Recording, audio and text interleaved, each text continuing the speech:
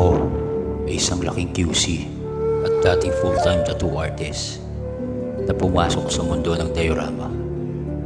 Nang ako ay bumisita sa probinsya, ako ay nabighani sa ganda at simpleng pamumuhay.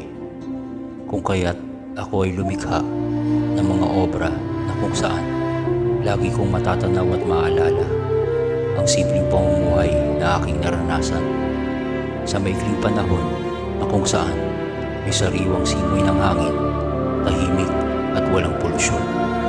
At ito ang nagpapaalala sa akin ang aking